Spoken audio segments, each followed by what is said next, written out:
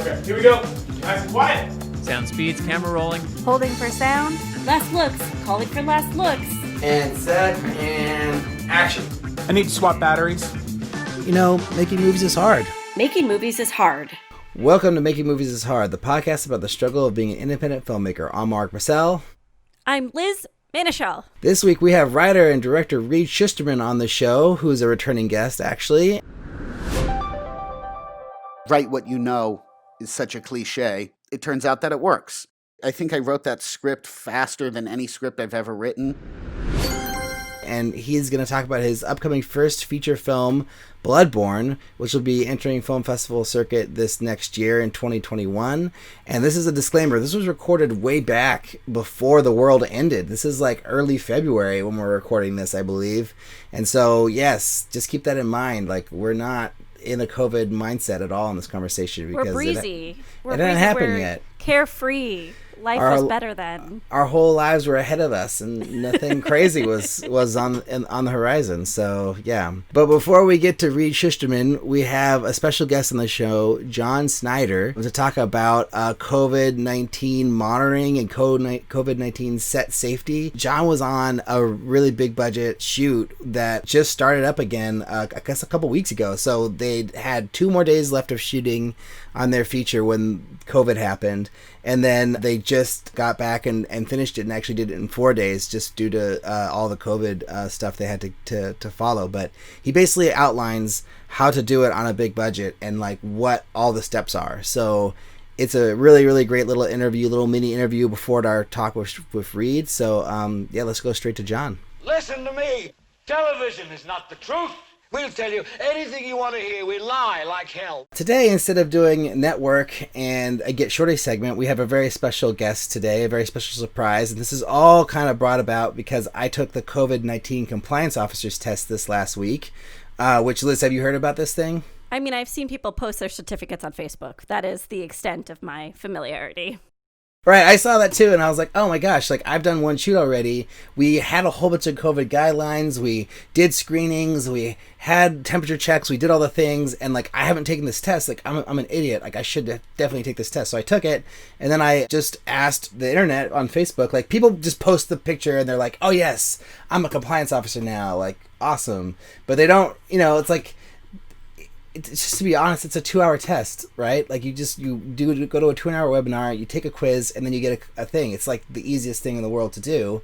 And to me, it's like such a bigger thing to actually be a compliance officer. Like it's a huge role and it's a huge thing. So I just put a shout out, like who has actually done this. And Jon Synder, our guest today, responded. Welcome, Jon. Thank you for joining us. Yeah, thanks for having me. And Jon actually has some real experience that he can actually share. And I freaking asked him a million questions in Facebook messages, and he answered all of them. And I just think it'd be great to hear from him live on the show about his experience. So, Jon, why don't you just give us a little bit of a background on how you got into being a COVID-19 safety monitor and, take it from there. I do most of my work in the AD department on set. I've been working for the last probably about 5.5 years, and I got about 20 days left to finish my book to join the DGA. And I was scheduled to start work on season 2 of Euphoria back in March, kind of when all this COVID stuff was really hitting hard and things were about to shut down. When the shutdown hit Hollywood, it shut everything down. I mean, all TV shows, all features, everything, commercials. At this point, there was no stimulus package. There wasn't really a timeline as to like how long this was going to be.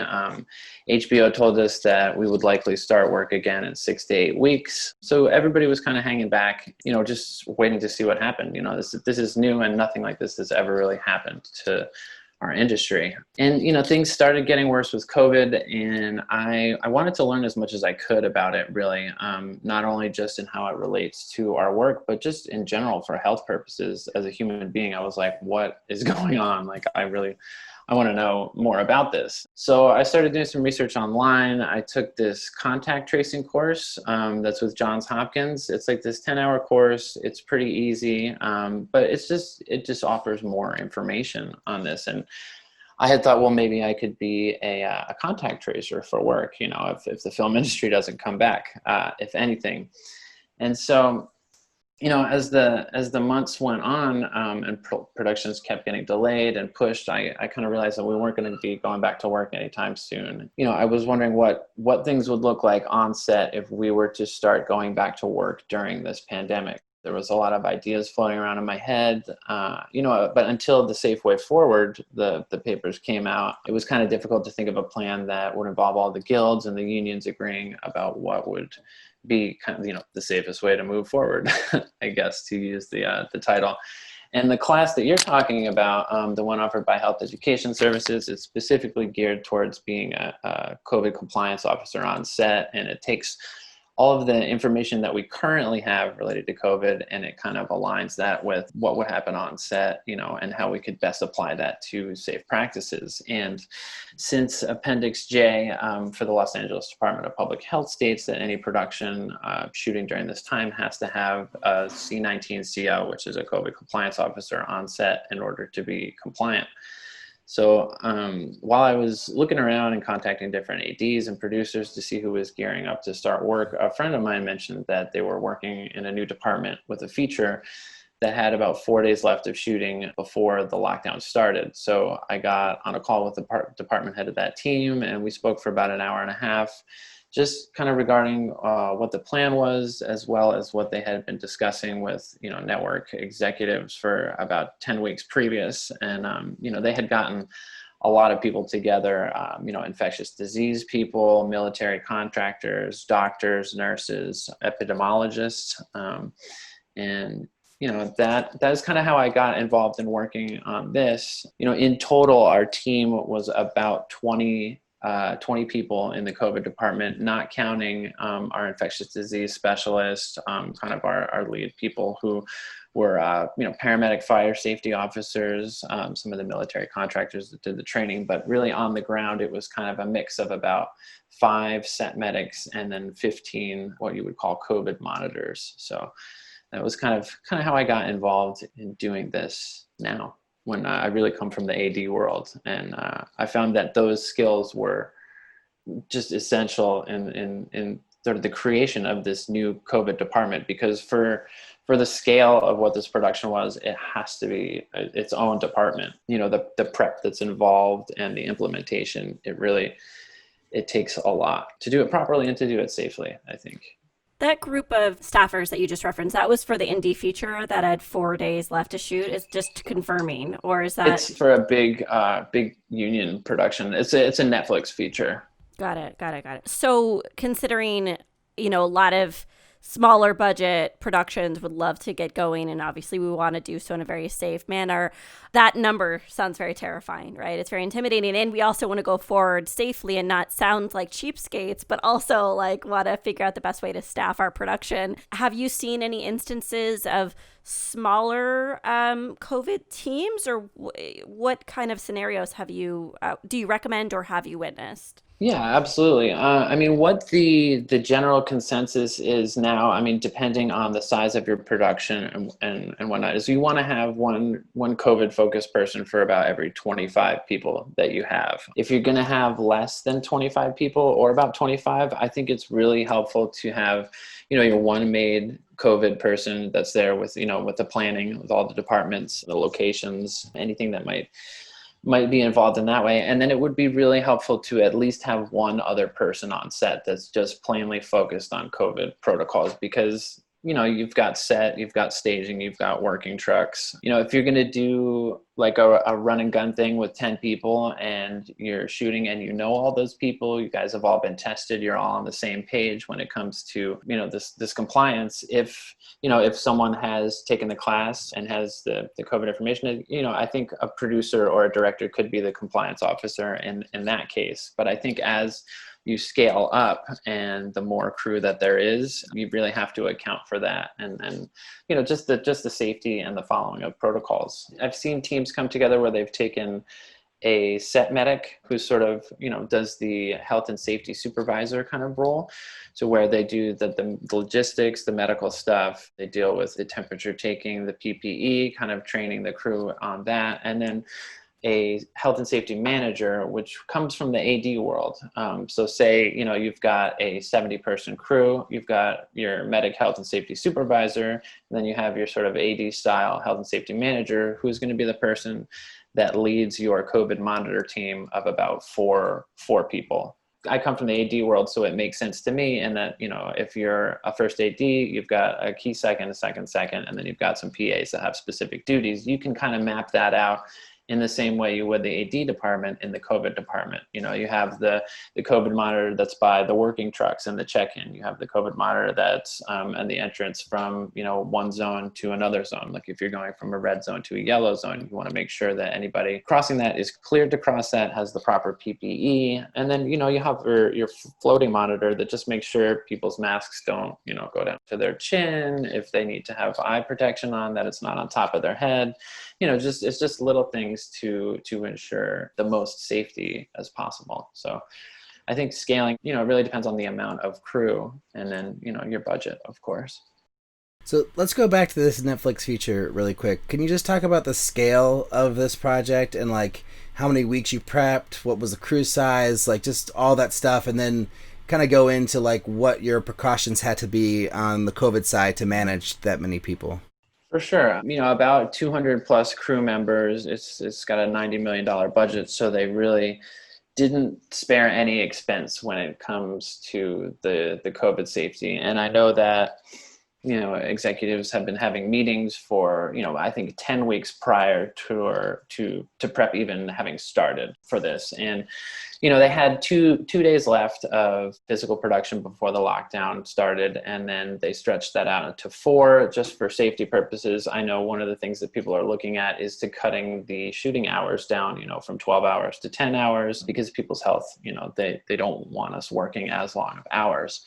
It's essentially the way that this worked out is they tested people the Wednesday before the Monday that they would come into work. When people would go in to test, they would be trained by an infectious disease person on how to properly don and doff the PPE. You would get a week's worth of PPE in a bag that they would give you. They would explain to you the difference between a surgical mask, between a KN95 mask, between a cloth mask. You got a thermometer, you got hand sanitizer and safety glasses in your bag. And just sort of an explanation describing, why and when you would use each of those and what zones you would use them as well. We got a small training on disinfecting, how you would do that, what different products you would use, and how long you would have to leave it on the surface, and what's the best way to disinfect the surface. Another small training that we had on the same testing day was just a quick run through of what the zoning plans were. They brought us into a stage and created examples of what a green zone would be, what a yellow zone would be, what a red zone would be,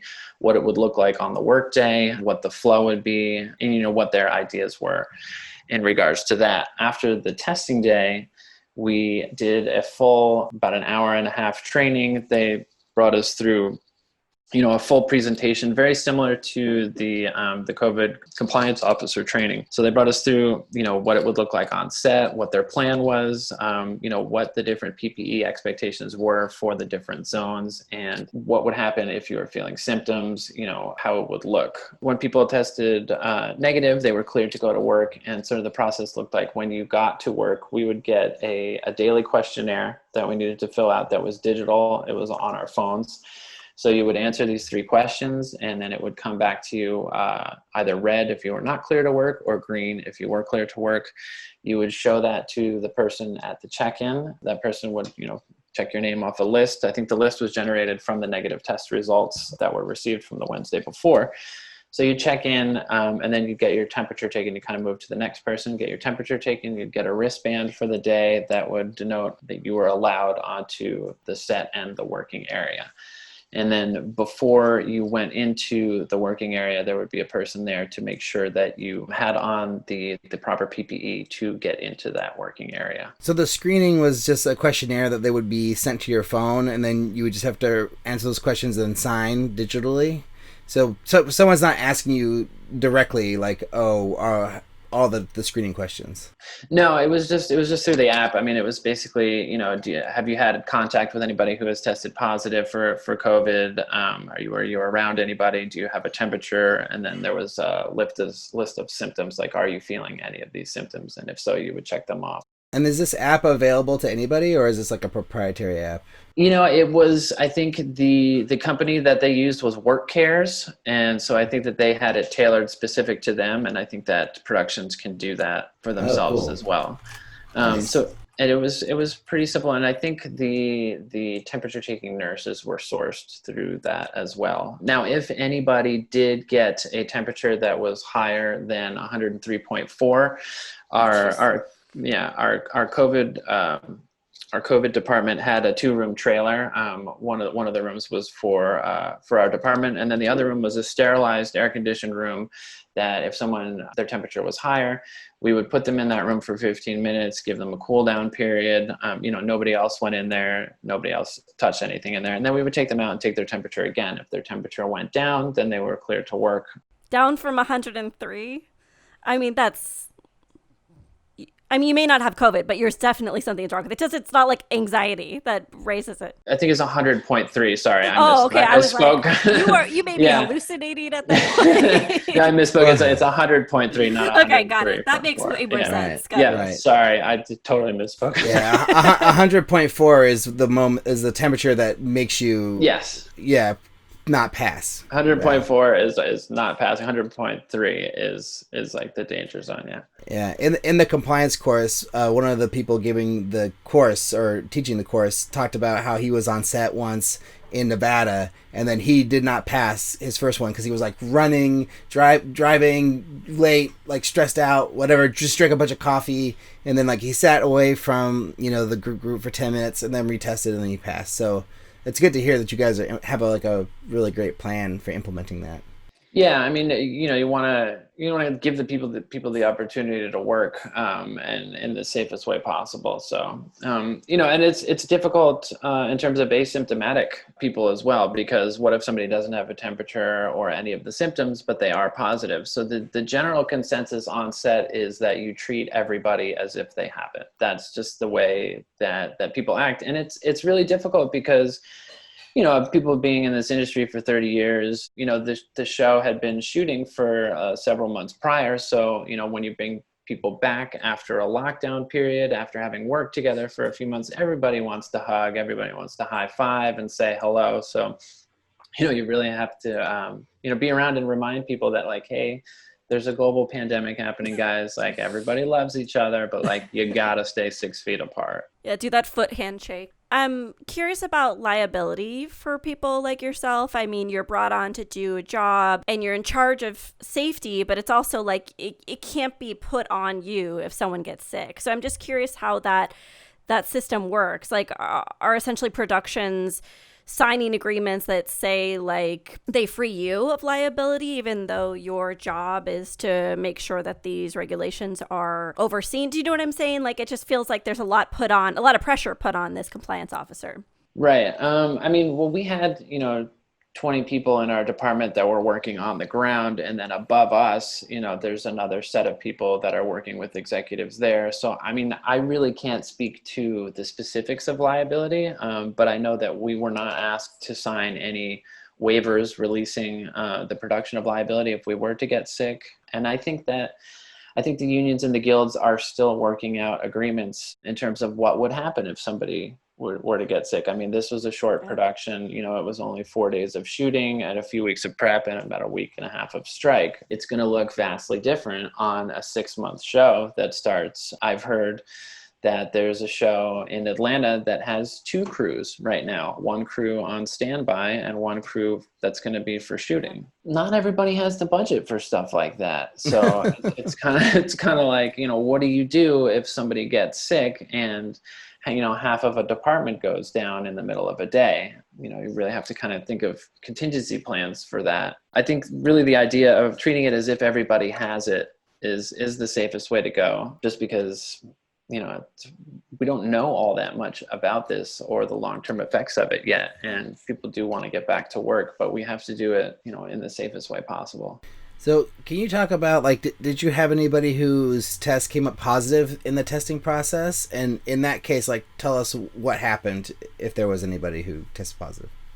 I mean, we don't know specifically who it was or anything like that because of privacy laws. But I did hear that before people started to work, there was a couple of positive tests, and they just weren't able to show up for work on that Monday. So they got paid for their testing day, but then they don't get paid for the actual work they were going to do? I can't speak to that because I'm not sure. But I do know that, when we did go in for the testing and the training day, it was on a Wednesday. So we got paid for the testing and the training day. And then they considered Thursday and Friday as isolation days, self-quarantine days. So we did get paid for those 2 days as well. And what the expectation is for this, it was a short shoot, is that you would self-quarantine during the time of the shoot, only go out if you needed to, essentially be as safe as possible. Like, don't go out and party if that's what you do, or like, don't go to the beach with 20 people and, dance in a circle. It's like, be smart about it because, a production doesn't have control over what people do when they're at home. And there was a lot of talk of productions taking over hotels and quarantining entire crews for the duration of a shoot. And that's a lot to ask people. Say you live 5 minutes away from the hotel that you're quarantining. I mean, how likely is it that a crew member is not going to go home but stay in the hotel? So it's right. It's still being worked on and how best to go forward in this. I would stay in the hotels. Hotels are the best. It is like a vacation within a vacation. I was just curious about what your process was daily on set as one of the monitors. Like were people like trying to hug each other and then you actually had to stop them? Or like, did most people like know that, oh no, we just can wave? Were you going around like, making sure people were staying 6 feet apart or disinfecting? Like, what was your daily routine as an officer? People forget. It's not like anybody was specifically trying to shirk the rules. I mean, you have your standard troublemaking departments on set. I'm not going to say anything, but we all know. So the way that what I would do, I'll speak to what I did, and each of the monitors kind of had their specific region and area, but I'll speak in a generalized terms. So it was on location, and we from crew parking to the set, it was walkable, so we didn't have to deal with van rides, which is a whole other issue. And what we did was we created a choke point to the entryway for that set, so people had to go through this one area to enter it. And then we defined it as once you enter the set, it's a particular zone. It's a yellow zone, so you have to have the specific PPE on. For us, if you're in a yellow zone, you had to have a surgical mask on and eye protection. So it's either clear glasses or a face shield. And people prefer the glasses to the face shield, but if you don't have the glasses, you're getting a face shield.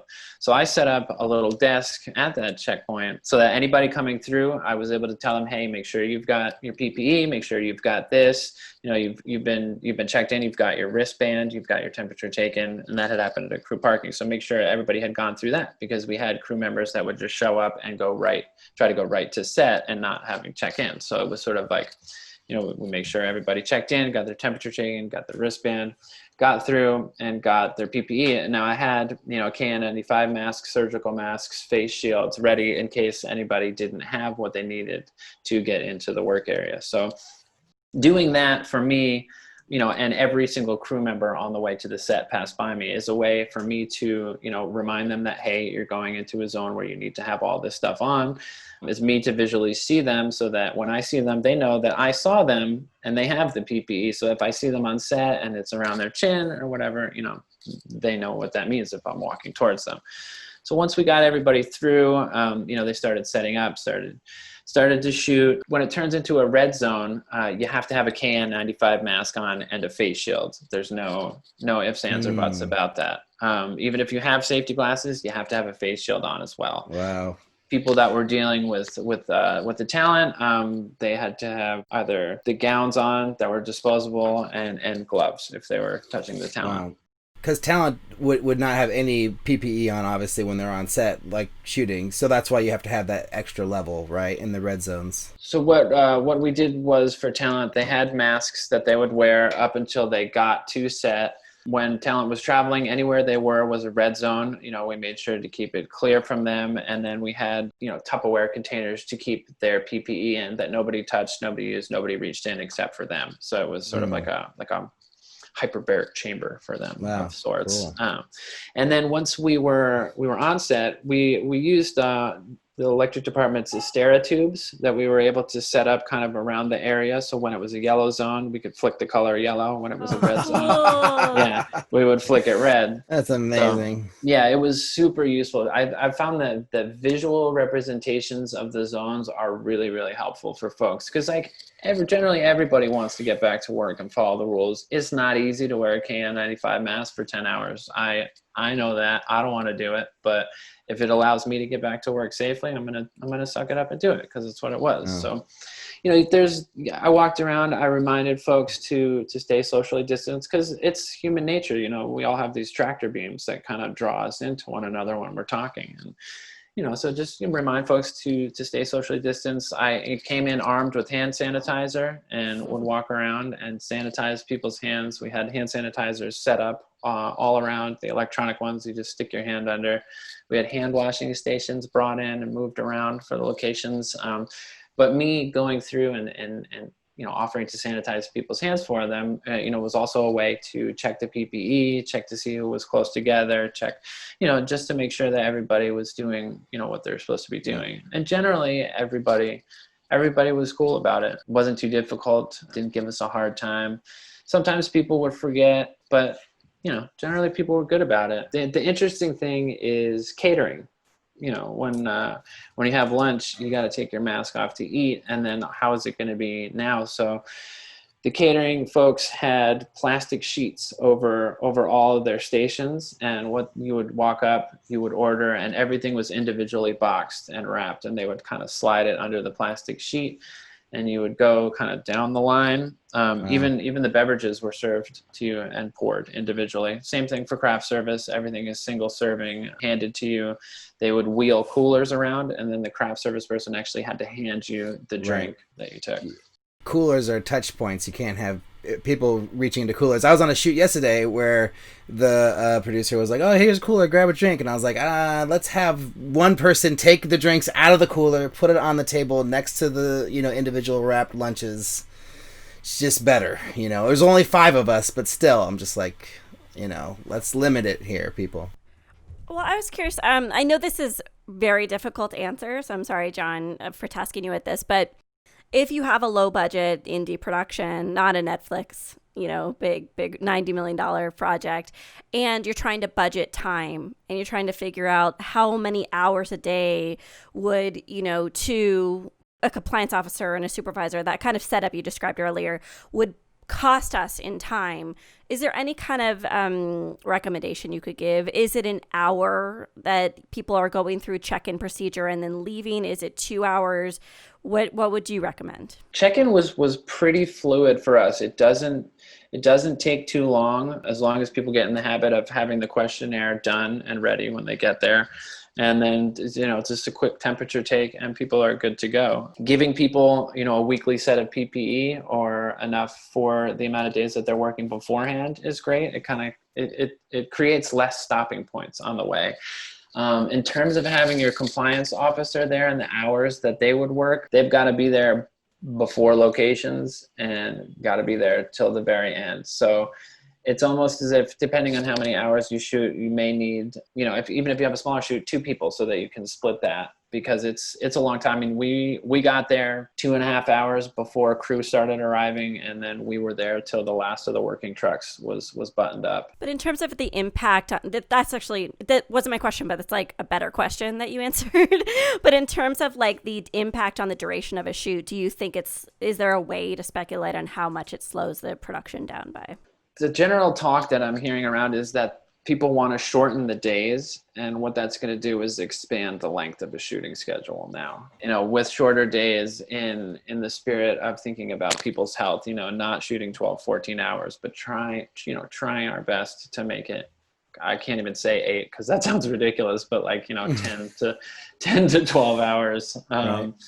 So it's in the spirit of attempting to do that, it's going to lengthen our shooting schedules, I feel like. But I think what we are going to see as well is there's going to be much more lot work, much more stage work, much more remote location work, because shooting anything in any public space right now is going to be near impossible to regulate. So I think some of the writing is going to be adjusted, and some of the shots will be adjusted, as such, to make things more easily containable. I think the more contained you can make a location or a day of the shoot, the faster it'll go. And from what I see, the more that is put into pre-production and planning, especially with all these COVID protocols, the more we can look at and have a good plan there, the more fluid things will go on the day. And I think that'll shorten the time a lot. Because once we got going, even day one, an hour and a half into it, things were moving along just like it was kind of a normal day. But, turning around and keeping the different pod zones of the crew separate when we were doing that, it slowed things down a little bit, but it wasn't as drastic of a difference as one might think. If people want to know more about this, like, what should they be doing? Should we all be taking this COVID-19 compliance officer's test that I took? Like, is there other resources people can go and look out for? Yeah, I mean, I feel like the COVID compliance officer class is great. It's great information. I don't think that a 12-year-old could take it, and I don't think it would delineate them as now qualified compliance officer. I think there's a lot more that goes to it. Right. But I think in terms of educating ourselves, anything that's legitimate that people can get their hands on would be helpful. I know that the WHO has about an hour-long course that just came out about a week ago that has some new information. I know that the Johns Hopkins contact tracing course, there's now a part 2 to that, which kind of builds on top of it. I think that that's really, really good information to have. I know that people who are hiring compliance officers are looking at, people who have taken the Johns Hopkins course, the ATS course, and then the WHO course is something that I know IA and SAG is looking at people having taken. And a lot of the people who are going to be in charge of these COVID departments, I'm finding, are ex-military personnel with medical experience. I know that a lot of Disney is hiring a lot of people in that realm. I know Warner Brothers is looking for folks in that, and that's sort of the base that they're looking at, because they've got to deal with producers, talent, directors, and people have to come with a hard line about this safety, because it's really it's someone's health that we're dealing with. And, we don't know everything about this. So we have to be, as safe as possible, but, get back to work at the same time. Awesome. Jon, thank you so much for coming and talking to us today. This has been amazing. Where can people go to find more about you if they want to, learn about your work and, maybe even hire you as a compliance officer? My IMDb is just imdb.me/Jon Synder, JONSNYDER. And then my Instagram is Jon Synder _ Jon_Synder SF. That's pretty much it. I mean, I'm around. Awesome. Well, thank you guys for having me. I think it's really important for people to know what it's going to look like on set and what to expect. And then for everybody to have as much information as they can to be as safe as possible, because, we all love what we do and we want to get back to work. And I think if we can do it safely, let's charge forward. Amazing. Thank you. Amazing. Well, that was pretty amazing. I also really liked how Jon adapted the big budget plan for a low budget plan. But guess what, Alrik? You've got mail. My breath catches in my chest until I hear 3 little words. You got mail. Ooh, what do we have this week, Liz? Yeah, we have a super bizarre iTunes review. Remember last week when we were like, this guy just keeps putting angry faces on our Facebook post. Right, now we have someone on iTunes who just is sharing nonsense with us, but let's share it with everyone else.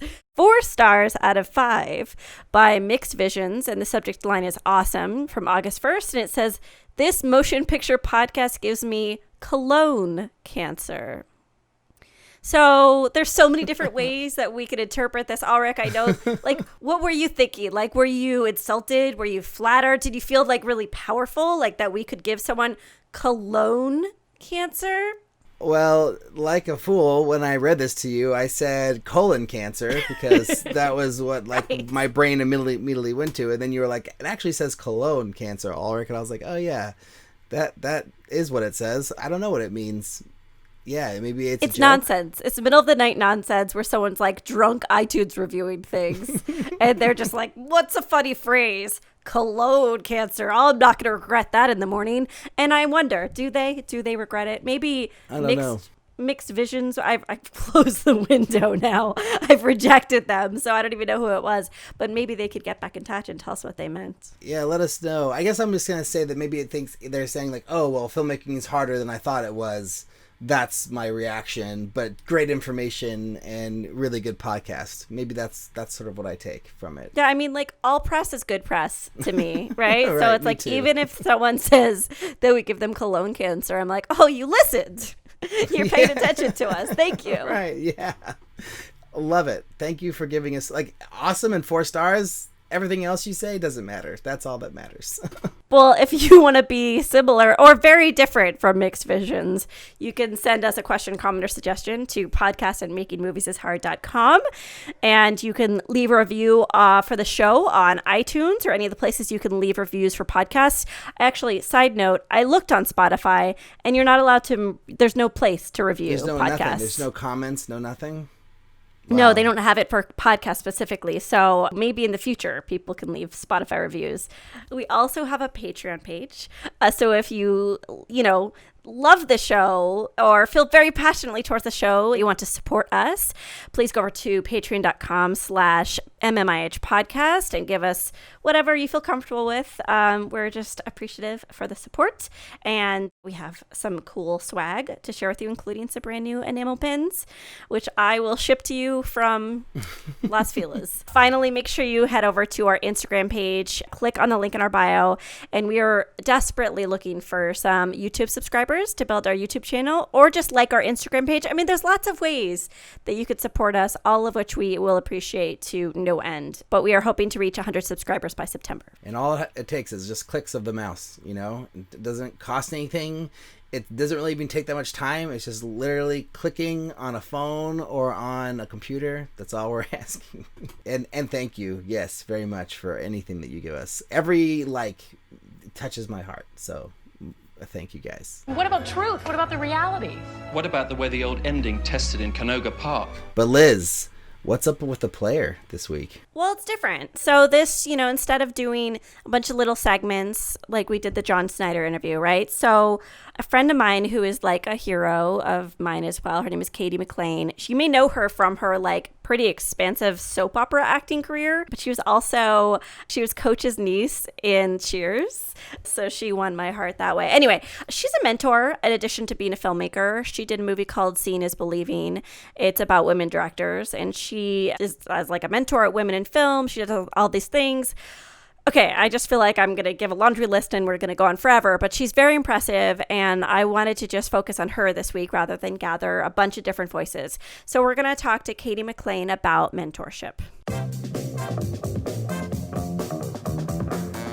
Hi, I'm Cady McClain, and I'm the director of Seeing is Believing Women Direct, and in 5 minutes, I'm going to download why you should be a mentor and care about the art of mentoring. All throughout my career, I have been mentoring other women, and I've learned some basic rules, which I'm going to share with you. What is mentoring? Mentoring is helping another woman or man, one-to-one, teaching the apprenticeship mindset. Because you cannot be a master until you are a student, and caring about their progress in their art and their career. Why should you mentor?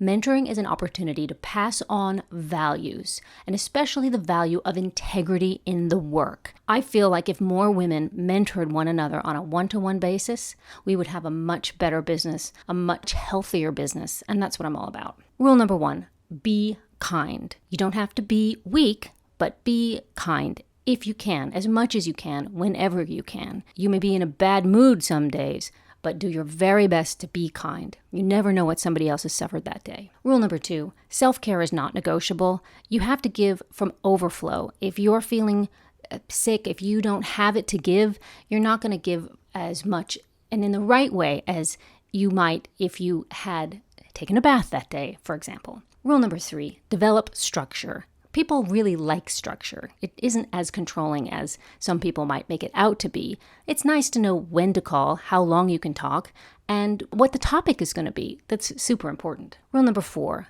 listen. Actively listen to what your mentee is saying about themselves. Do not impress upon them what you think their career should be. Listen to what they want and then respond accordingly. Rule number 4, speak to inspire. What stories you tell and your attitude is everything. The business will constantly be telling other women that they can't make it, that it's too hard, that the world is horrible, that there's no more career for them, that COVID is going to destroy everything.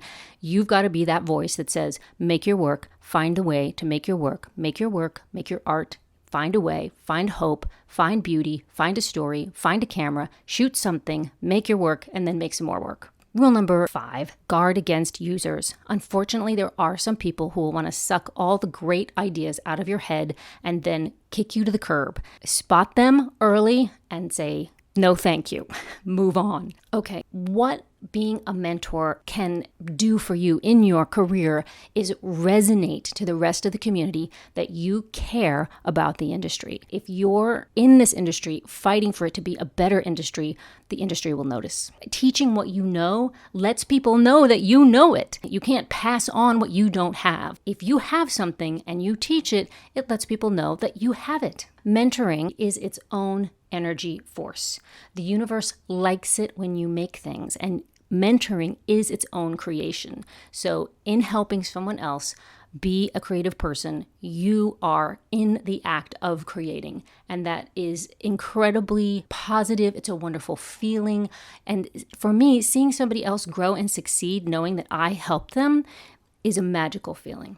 Most people do not like it when there is no exchange. Most people will say, can I help you in some way? And there will be some exchange that happens. And that can be a very rewarding moment when your mentee offers that. But you have to give without expectation, and the universe will fill the gap. Maybe it might not come directly from that mentee, but maybe they will recommend somebody or something to you. There's always an exchange. It's a spiritual law. Other reasons why mentoring is so great: you show others the world is good, that people are good, and the possibilities are endless.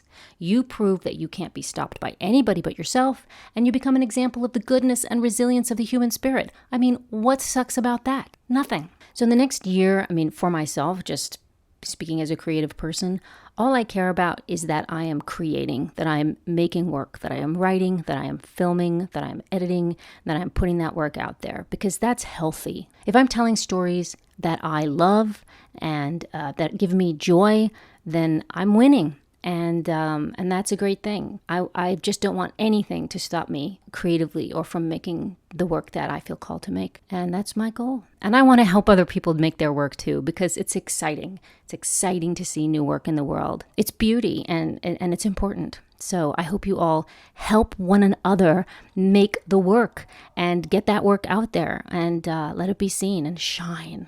I'm Cady McClain, and you can watch Seeing is Believing Women Direct on Seed and Spark right now. So just go do it, do yourself a favor, and just go watch it. Thank you so much for listening, and thank you so much, Liz Manischel, for having me on Making Movies is Hard.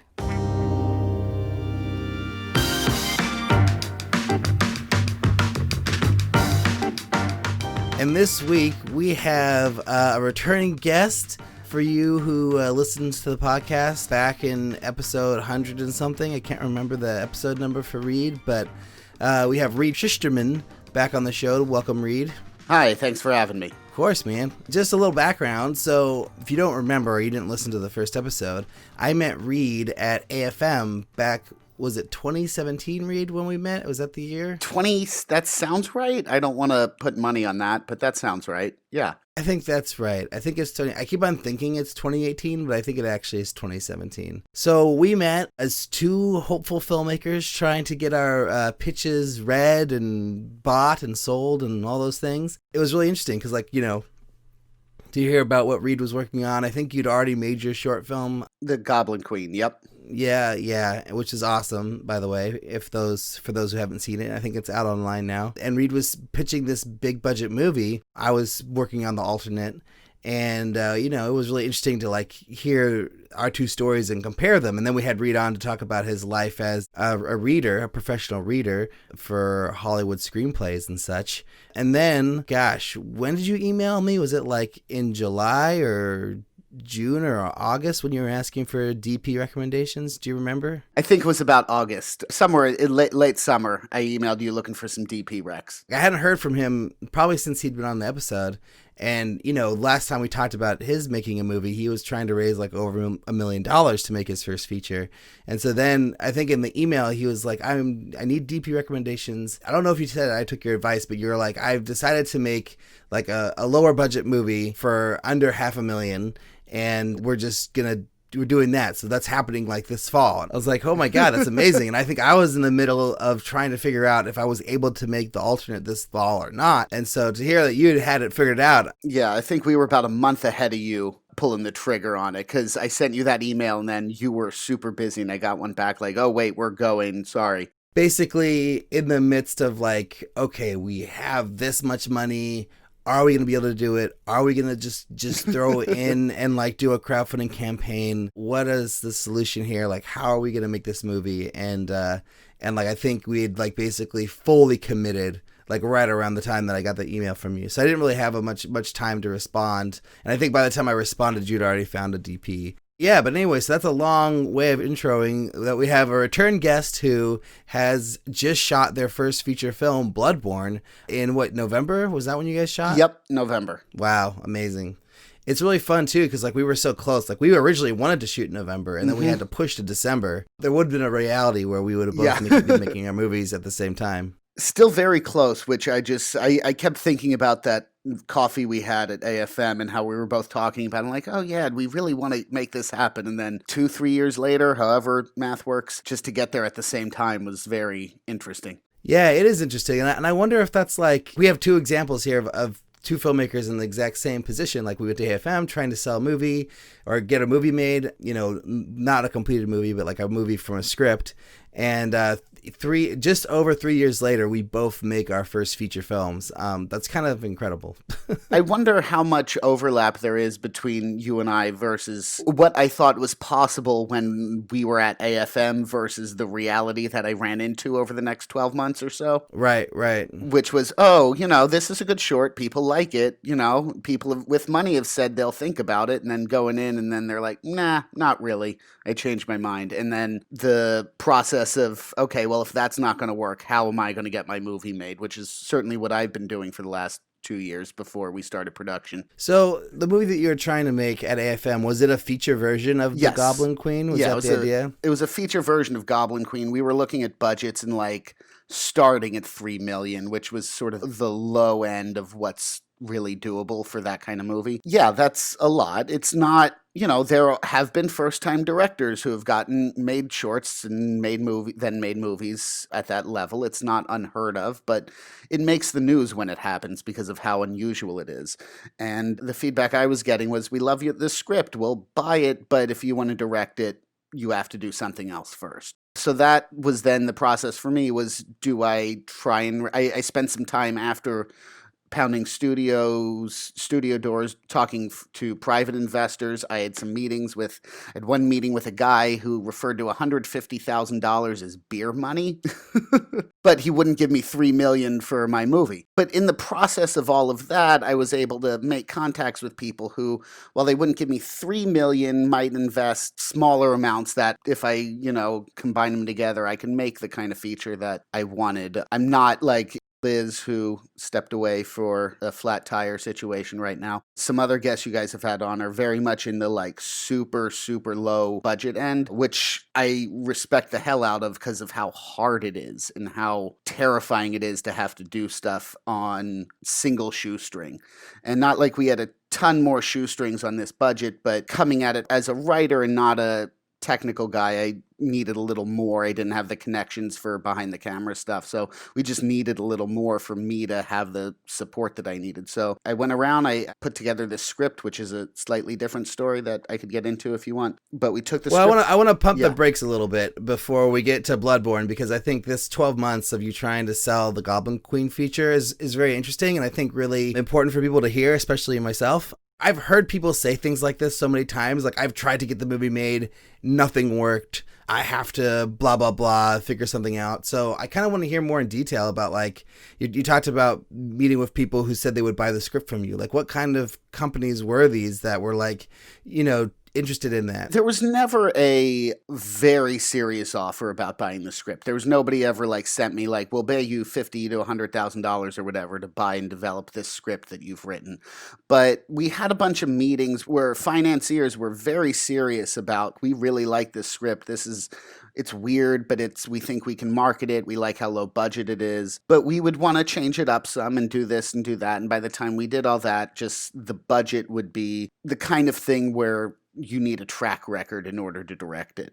And that movie was very much a passion project in a way. This other movie that I ended up making, which I love and I'm very passionate about, but it isn't, the low budget epic fantasy that I've been dreaming about since I was 6 years old. I think that's a very normal thing, though. And then I guess the other question I want to ask is so at what point did you decide, I can't make this movie right now, I have to put it on the shelf, I have to figure something else out? What was that breaking point for you? It was probably around late 2018. I was meeting with my producer, Cindy Rice, who she's done a lot of stuff. I think she was just coming off, she produced the movie Charlie Says that Doctor Who played Charles Manson that came out last year. She's a friend of mine. She produced the short years ago, and she's been really trying to help me get something made. And we were talking, and we sort of realized that this wasn't going anywhere. And if we wanted to do something, that we had these resources in order to make a much lower budget movie, but I needed to write a script that was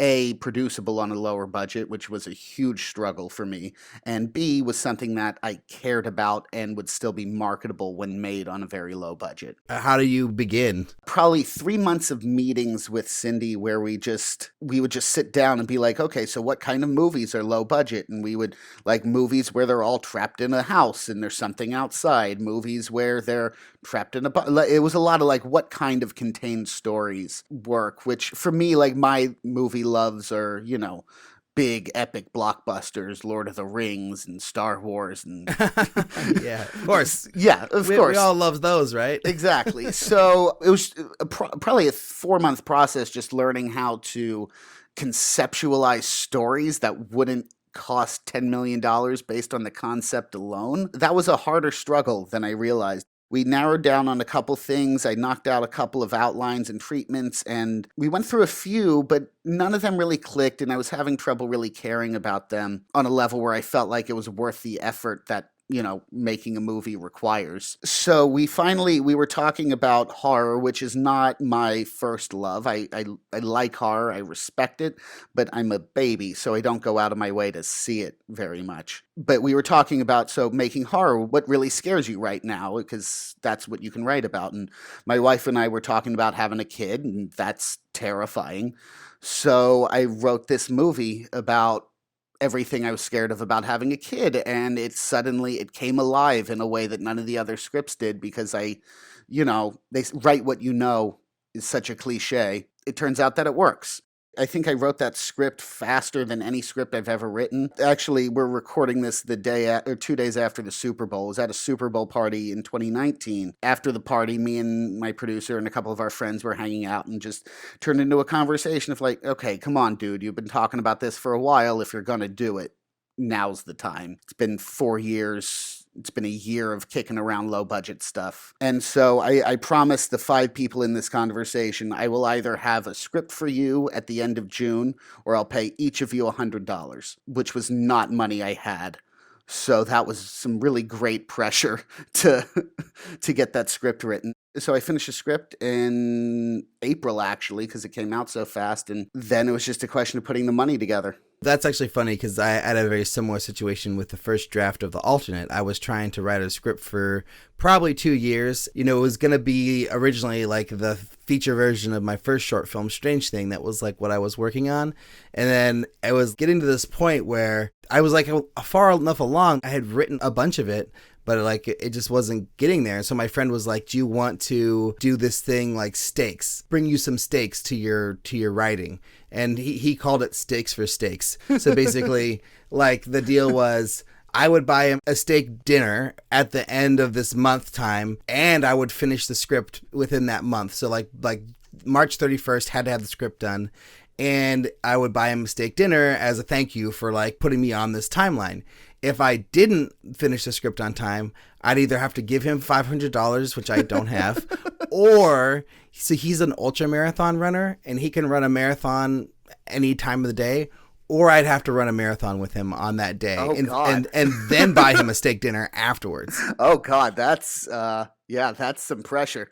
So I was pretty motivated. I knew I didn't have the money to pay him $500. So I was like, well, it's either marathon and killing myself or finishing this script. And it was a thing where I went through the same kind of thing that you went through with the Goblet Queen, but like in a much shorter time. Like I'd been writing this movie and basically I got like 45 pages into it. And then I realized there's no way I can make this movie for my first movie. This is impossible. I'm writing spaceships and alien creatures and fight sequences and big visual effects sequences and chase sequences. Like, who the hell do I think I am? Like, this is not going to happen, you know? And I had studied Attack the Block. That's a movie I really like. I love that. Yeah, that's a fantastic film. And I felt like that was sort of the range I was thinking that this could be in. And I was like, well, what's the budget on Attack the Block? And it was like 11 million or 12 million or something. I had the exact same experience with the exact same movie. I kept talking about Attack the Block, and look, like that was cheap, that was low budget, we can do that. And then I went and looked at the budget, and it had the exact same. That's fantastic. That's wonderful. Yeah, it's like a wake up call. Like, oh, even a low budget action movie is still expensive. Yeah, once you have anybody running, because if they're running and you can't run across a 10-foot room, which is a lot easier to light and have it be exciting. It's just running immediately doubles your budget minimum, I think. Well, yeah, because then you have to have all the locations that go into the running. Liz is back. I'm back. Did we mention that my tire got a flat? I was outside fixing it for the past 20 minutes. I don't know. I think we might have. I can't remember. I mean, it's not that important, but that's where I was. Kids at home. Liz is back with us now. Yeah, what did I miss? Like everything. I think I missed everything. Well, no, we haven't even actually gotten to Bloodborne yet because we were talking about so how we met at AFM, and Reed was pitching another movie at AFM, the feature version of his short, The Goblin Queen, and it was like a $3 million minimum budget. The short version of the story is he spent a year trying to get that movie made and had no luck. And then, basically people telling him as a first-time director, you have to do something lower budget. Like, we could probably sell the script and get another director on board and get it made, but you can't make this movie at your stage. So then he was telling a story at the Super Bowl last year, 2019, he basically got challenged by his friends to write a movie by June, or he was going to pay them all a certain amount of money, because he's been like talking the talk for so long. And then he wrote the script in April, and it was done in April. And then that's when they started. Yeah. And then that's when they started raising the money for Bloodborne. Bloodborne, yeah. That's so badass, Reed. Good job. It was one of those things in life where when you've been talking about something for a long time, it was really nice to finally pull it off and like, oh yeah, no, I can do what I've been saying I can do for months or years or decades or whatever. That's like the human angle of it, but the business angle of it is that you are yet another person who's told me that AFM was not very productive for them. Oh, 100% it was not productive. Hey, we met each other, Reed, at AFM. Come on, man. We did. The thing for me that was a learning experience at AFM was realizing how far away I actually was. I'd spent so long working to, get where I thought I would be in the industry. And, I'd been out in LA for 10 years, I think, at that point, and just realized, oh, I'm not there yet. So that was valuable. It wasn't worth how much I paid for the pass, but I don't think anyone's ever there yet. This is something that we talk about a lot, but I think all of us all feel we're not there. We're years from where we want to be, and it's because you're never there until you die. That's what I've decided. I think there's a lot of truth in that, definitely. Well, really quickly, I was telling this story about, I had a similar situation with my friend, like offering him a certain amount of money if I didn't write my feature script by a certain date. And basically what happened was I was writing a bigger budget movie, realized it was not going to happen. Within a week of my deadline, I switched concepts to the alternate, and then I turned that out in about a week. And so that was like where the movie that I just made came from, like this first draft. And then, of course, spent 5 years, rewriting it. And then, yeah, so that was probably back in 2015, like 2 years before we met, So I'd already been working on the alternate for so long by the time I went to AFM, and still it was like kind of the middle of the journey, Maybe the beginning, because I met my producer right after that, and he signed on to the movie right after AFM. So that was kind of when it really started, was once he was involved. Anyways, back to Reed. So it's April, and you've written Bloodborne, and then you're like, okay, I have to raise the money for this movie. Talk to us about how that happened. Like I'd said, when I was trying to make Goblin Queen, I met with, a lot of people with money, mostly non-film money. I do some other work. I work and do some real estate work in Costa Rica. So through that and through some other family connections, I know some people that have a decent amount of money, and I've done work for some of them, or I'm related to them. So one way or another, they like me. So I was able to, when I was pitching Goblin Queen, give them this pitch and get honest feedback, like, no, we won't give you $3 million, but here's what we think and what you did well and what you didn't do. And that was a really valuable experience. But they all also said, if you have something smaller, something lower, something a little safer than a low budget fantasy movie, I guess, come back to us and talk to us. So once this was coming together, I started sending emails like, hey, what's up? I haven't talked to you for a couple months, but this is what's going on, and I might be looking for some money. Can I, just talk to you about it? And just was able to raise money fairly casually like that. And I think that my experience doing that was easier than it would be for a lot of people, because I had those connections and I had already asked them for money once and gotten fairly positive responses. So I think that was a little unusual. And this is something that makes a lot of people nervous, right? Asking people for money. And then obviously, yes, you had experience in the first round asking people for Goblin Queen. But I guess what I'm curious about is, like, what gave you the strength? What gave you the confidence to ask for it in the first place? I don't know how much it was real confidence versus how much it was I needed to get this movie made if I wanted to be on the track that I want to be on. You were getting your tire fixed when I told the story, the concept of the movie. My wife and I, we were talking about having a kid, so I was very scared of that. So when I had to write, that's what I wrote about, the fear of having a kid, which was terrifying. And so that, on a personal level, my wife and I decided, okay, we're going to start trying. So I was basically in a position where if I don't get this money raised in the next 4 months or so, then I'm not going to be able to make this movie for 2 years. Right, because everyone decides that 2 years is this arbitrary date where you're going to be locked up in the house. I have a 1-year-old, so I know this exact experience.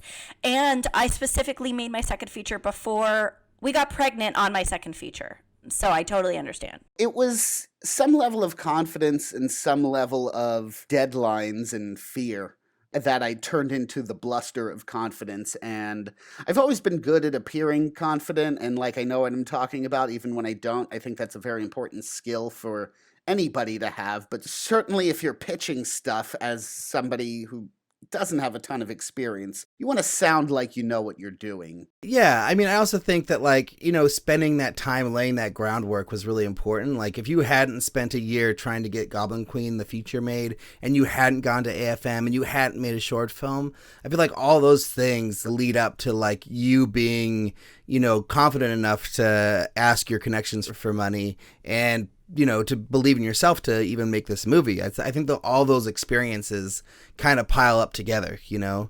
100%. I mean, that's why I feel like, going to AFM, sure, like it didn't directly lead to us making our movies in any way, but it definitely shaped us as filmmakers and gave us more experience by going through that.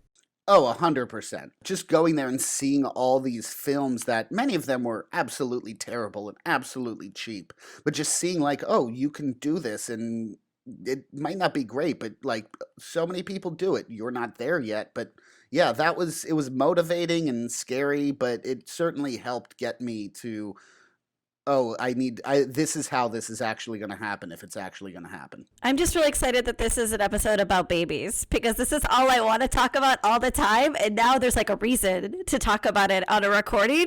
So it sounds like the movie's from the male perspective, though, even though physically pregnancy is the most terrifying thing for many women to imagine before it happens. Yes.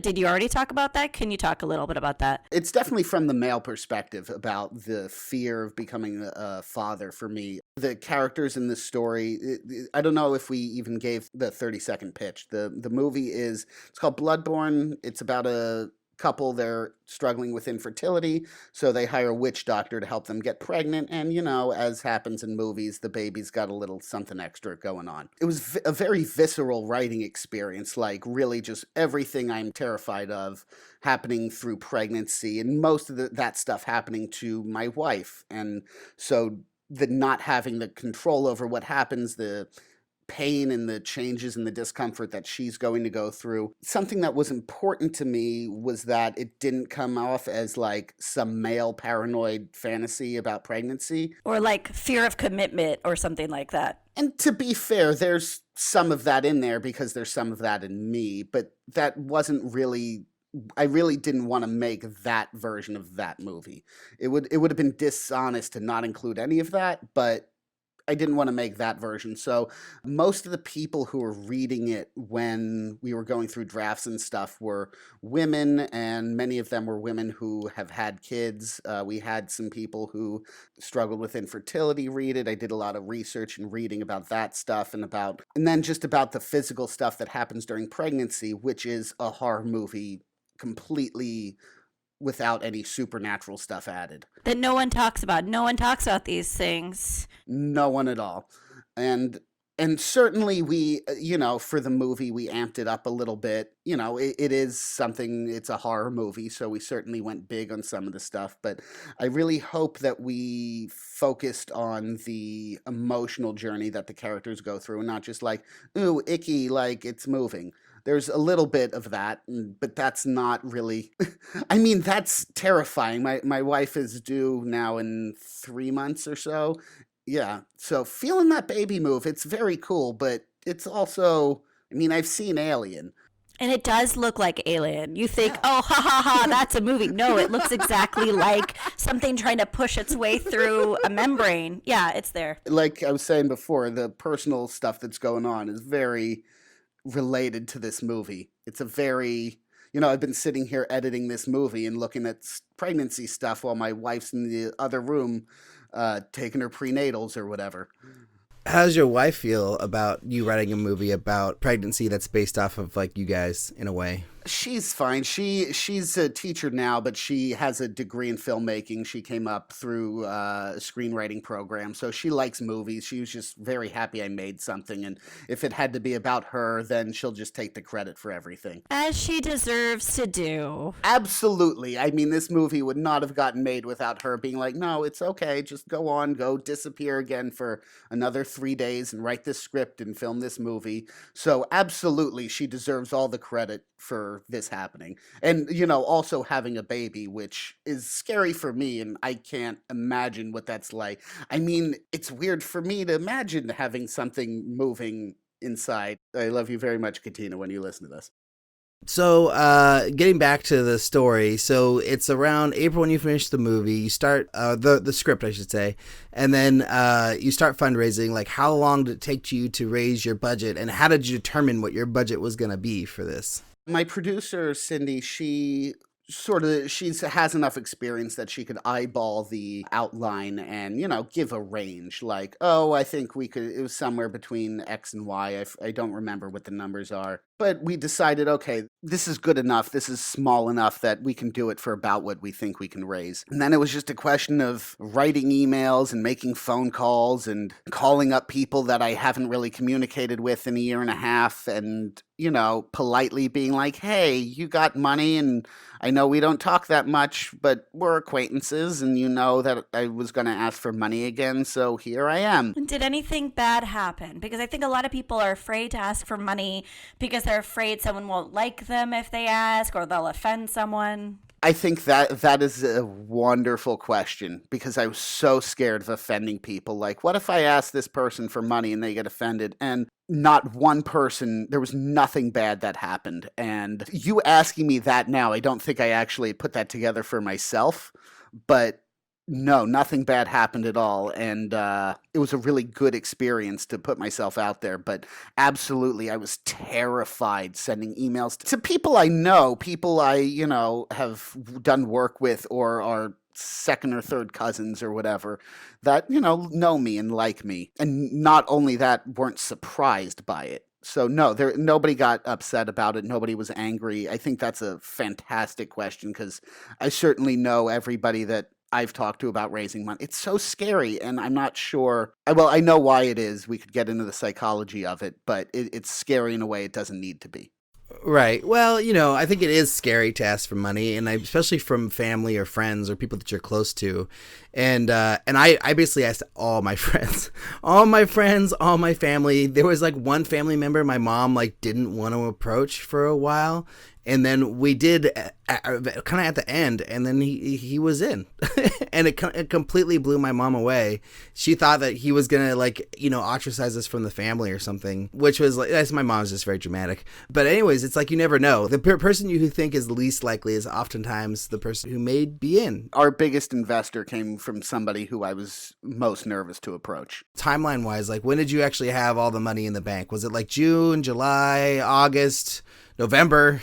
We had all the money in the bank about 3 days after we started shooting. That was money we knew was coming. It was just there was somebody who had been out of the country and then they had sent the deposit incorrectly. And so the last big chunk of money, there were just some hoops to jump through. Unfortunately, the production company that I was working with, they were understanding of the situation and were able to... we didn't need that money for the first 3 days, basically. So we were able to make the movie, and they trusted that it would show up, and it did, and then we had it in there. I guess a better question is, when was the money committed to the movie?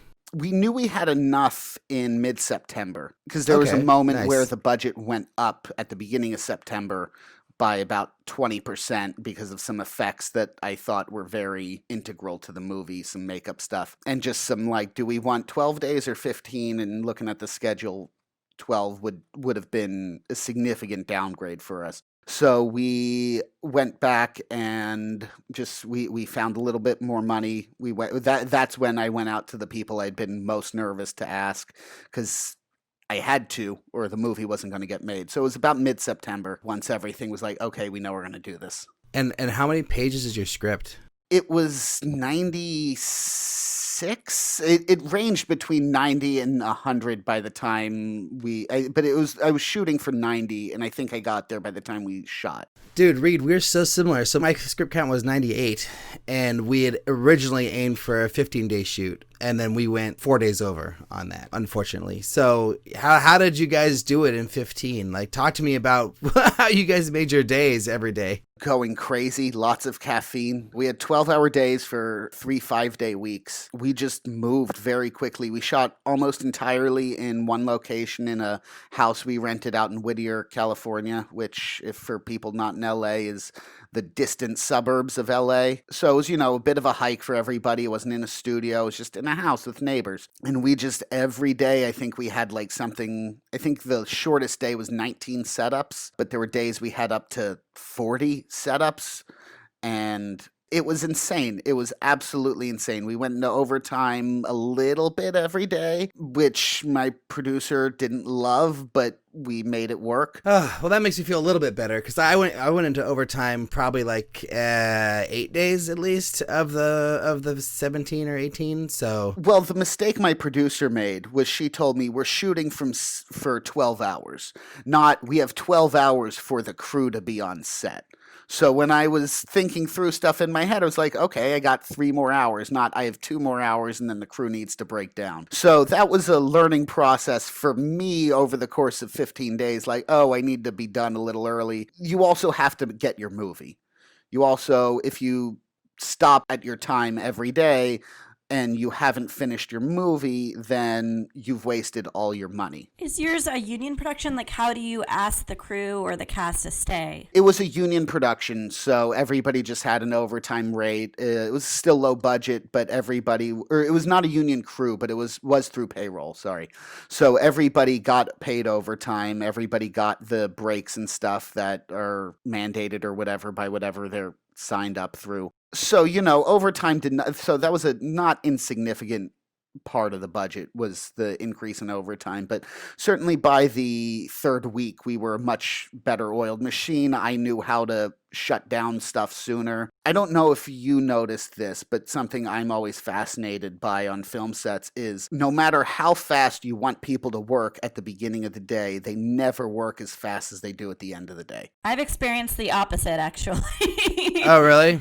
Yeah, because by the end of the day, we're all worn out, and we're all kind of like our brains. And my brain does not work as well after 10 hours in one place. So yeah, I had the same experience as you, Reed. Like when we're nearing the end of the day and it's about to be done and we don't have any more time left, we would move twice as fast in the second half of the day than we would in the first half of the day. And I was always trying to figure out how to get us to come into the day with that kind of like speed, because if we worked as fast as we did in the last 2 hours of every shoot day, we would have made our days every day. That was just not the attitude. Like we just couldn't do it. Like it was, and it wasn't just my crew, it was me too. Like we would just like be too relaxed at the beginning of the day. And then it was like when we were under the gun and we like knew we were going to go over, that's when we would shoot like 4 scenes in 3 hours. I'm laughing because that's just exactly note for note the experience and thought process I had. I'd be like, what can I do so everybody feels this urgency? And then I would be like, I tried one day, I came in real energetic, like, okay, let's go. We got a lot to do. And just same thing no matter what. And I don't know what it is about film people. I was the same way too. It was me also, where just the ideas would come faster and the decisions would come so much faster under the gun. And maybe that's just the curse of creative people and deadlines. I'm jealous of you, Liz, that you didn't experience this. Yeah, me too. I'm a morning person, so it sounds like also we have different temperaments. Like in the morning, I'm raring to go. By the end of the day, I'm ready for sleep. So I just want to get everything done as soon as possible. That's possible. That might be it. But I think for me, it was a crew-wide thing. Just everybody. I want to know the power you have, Liz, to harness the energy of the crew in the beginning of the day. Maybe you should do a seminar or something. Just extreme anxiety. It's what works for every single other aspect of my life. It's just pure intensity. Okay. Sounds good. So what kind of crew did you have? Was it like about a 20-person crew, 25-person crew? About a 25 person crew. Went up and down depending on the day. There were a couple of really big days that we brought in a second camera. So that sped stuff up a little bit. We brought in a couple of people for days when we just had a lot of setups, and so we gave the camera crew another extra person to move lights faster. So yeah, I think it was anywhere between 20 to 32 or so on the biggest day. Oh, and then was the whole crew like living out where you guys were shooting, or were you all commuting to that area? Everybody was commuting, except for one actor and a producer. Who the actor was an older woman, and it was easier for her to get a hotel. And my producer lives not in LA, so she drove up from her place and stayed in a hotel during the shoot. And how far was the location from general like Los Angeles? Was it like a 40-minute drive every day, half hour, hour? 45 minutes for me, and I'm in Glendale, and it was east, so it was 45 minutes plus for everybody. So it was a hike. It was not like convenient for pretty much anybody.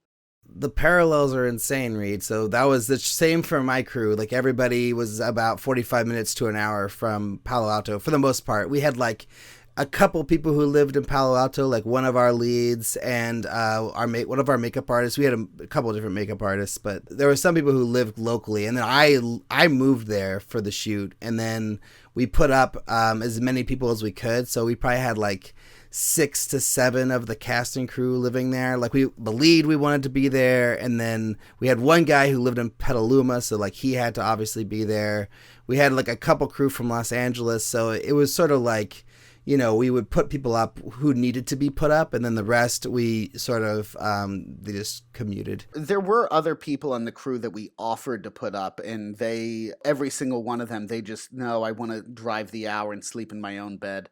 I thought about staying there, but I missed my dogs, and it was 45 minutes, so I would go home every night. But it would have been nice to be closer. It's hard on those long days. Yeah, an hour and a half extra on a 12 to 13 hour day already is like, this makes it a really long day. I was lucky during the shoot. My parents, were obviously very excited for me, and because my wife was pregnant, I asked them to come out and help some. So basically one of them would either drive me to set or take me home every day, and then they would lift their back, whichever, and then I would come home and my mom would have made a fresh dinner that wasn't like carry out again. Oh my gosh. This is adorable. It was fantastic. I know some people, wouldn't want to have their parents like coming to set every day, but it was great. It was like having an assistant. I mean, that's what parenting is from what I hear.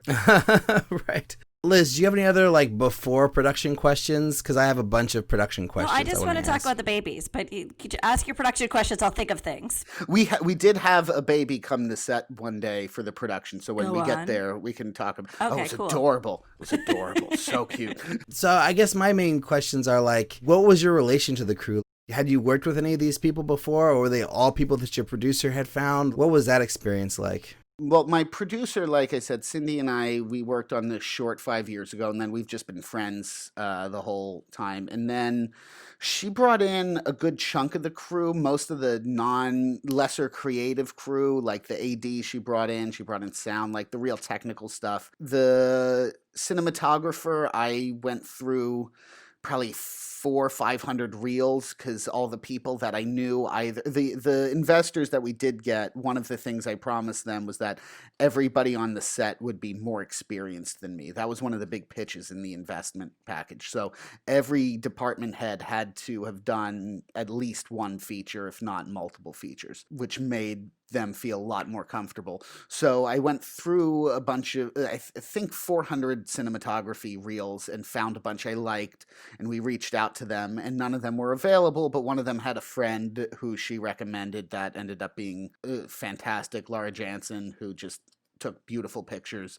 There was one makeup artist who was a friend who did some of the special effects makeup that came in for a couple of days, but basically it was my producer bringing in people. I did have veto power, which I didn't end up using on anybody, I think. But if there was somebody I really didn't like, I did try and meet with everybody, because I do like I think it's important, especially when you're not paying people their rates, to have a friendly set, to have a fun, nice place to come to work when you're not getting paid your normal rate. Did you have any issues in that department, like any disgruntled crew members or people that you had to let go or anything like that? Whenever you have 30 people working together who don't know each other, you always wind up with some issues. I try and be very friendly, but certainly when I'm anxious and stressed out, I can get a little snippy. And there were a couple of times when I, would snip about something and then have to go back later and, okay, so you did this and I shouldn't have said this at that point, but next time let's do that. And we worked through everything. We got the movie in the end. Anybody that I didn't get along, there were no fights. There were no oh, I can't stand you, you're fired. There were just some personalities that clashed a little bit, but it was all in service of how do we make the best movie. Right. So you just worked through those things. There was no firings, no replacements. Nothing like that. There was some technical stuff that in the last week that I believe somebody was replaced, but it was very technical and time code issues. And I legitimately do not know the story, but somebody was replaced because of that on the last week, but I legitimately don't know what happened.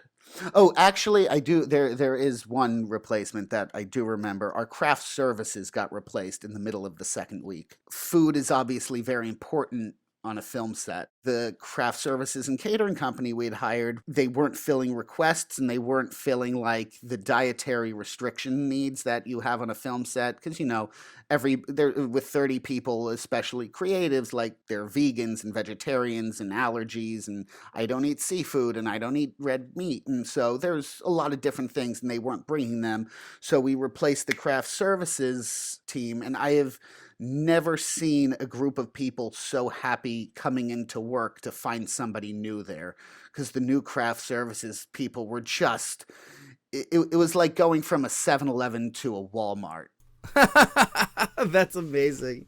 That's such a great analogy of, and I have the visual in my head of what that looks like, craft services wise. Yeah, food seems to be something that always ends up. I was on a movie where the catering got fired twice in the first week. So, you know, it was like one and then another, and then they got a third one. But Liz, have you ever had food issues on any of your movies? Well, just like every movie, both movies, just two, that I've made always have to have breakfast burritos.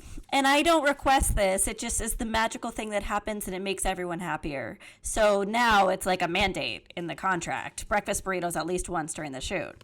Yeah, we had hot breakfast. We try to have hot breakfast every day, but we had a very unique catering experience. One of my producers decided to cook for everybody. So he made breakfast every morning and he made the lunch every day. So it was very different, but everyone really appreciated it and it was really great. You know, he was late like maybe 5 times for lunch, which was definitely an issue. But you know, I think they made up for it. And, you know, we almost always had a second meal because we were shooting so far away from reality that, you know, if we wrapped at 11, there wasn't really food around. So we just always had some kind of snack at the end of the day just to like kind of help people on their long drive home, you know. Yeah, you got to take care of people. I mean, I know people who've gotten hurt in car accidents driving home from sets. So it's important that you feed them, that you offer them a place to stay if they're late. Every day we went in overtime, we always said, if you don't feel safe driving home, we'll take care of it. Because you have to treat people well. You have to. I mean, there's that film, God, it's a whole documentary about people, about the film industry and how we perpetuate this horrible tradition of like not sleeping. It's like, why not sleep? I think it's what it's called. It's about like the deaths that have occurred because of lack of sleep on set. Yeah. And so that's just, I mean, obviously I'd feel terrible for that. So, you know, we have to take care of people, and the food was the big thing. The food, I'd lost about 5 pounds the first half of the shoot and put it all back on and more with this second catering company. But I was much happier and I was thinking much clearer. So you shot in 15 days. Did you have to go back and do any kind of pickups? We actually, just a week ago, last Wednesday, did a day of pickups, which included a new opening scene, which was a fun experience. I had written this movie that was intended to be a very slow burn. And it is, and it turns out, and people like that. But in the feedback we were getting with the early cuts was like, I didn't know this was a horror movie for a while.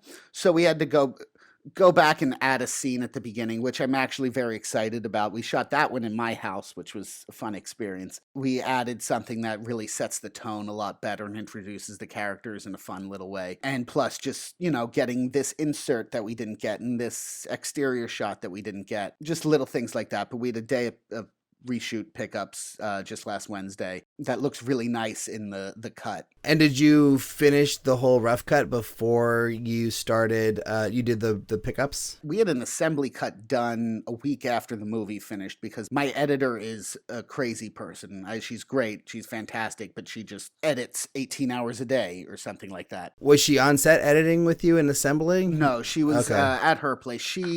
She was assembling and communicating with my producer and would be like, hey, can we do this scene one more time? There were 2 scenes we reshot during the shoot, which was so helpful, and just was able to like, hey, be careful, you crossed the line there, and that was weird. So if you cross the line here, but go get this other shot and it fixes it, but next time don't do that. So were you handing drives off to her at the end of every shoot day? Yeah.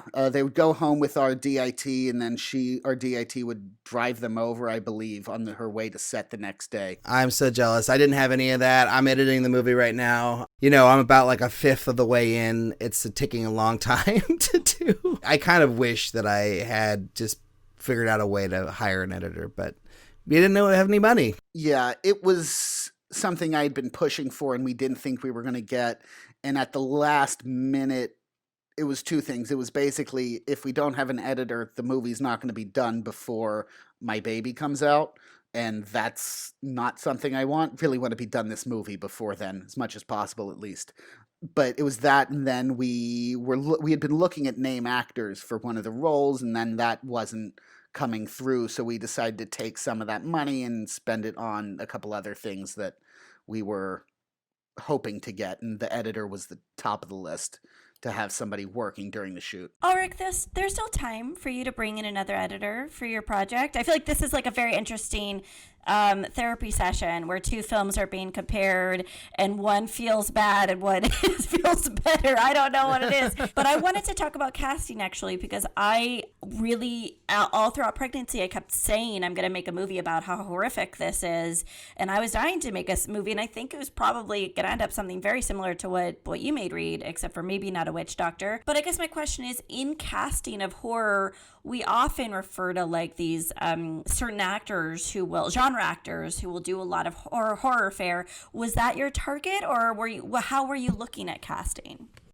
We were aiming a little bit higher than sort of the horror people. The feedback, because we brought in a sales guy very early. His name's Glenn something.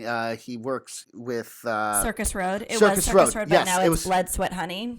I didn't know they changed their name. The email I was just looking at last week still said Circus Road. Oh, but they yes. might have split. I just want to make sure I'm sharing the right information. But yes, it is Glenn from Circus Road or whatever. But we brought him on, and he's been sort of advising us. And the feedback we got from him was that some of these lower budget, quote unquote, horror actors, especially in the last year or two, just the distributors have been a lot more wary about like, oh, it's got Robert Englund in it, so let's give you all of your budget back just based on that. But Robert Englund is amazing. Let's just be clear, and let's just state this on the podcast for the record. Okay. Fantastic. That it wasn't a quality of acting thing. Cool, it was more just like, is this person valuable for their quote and for what we're spending on the movie versus is it better to put it on screen in a more direct way?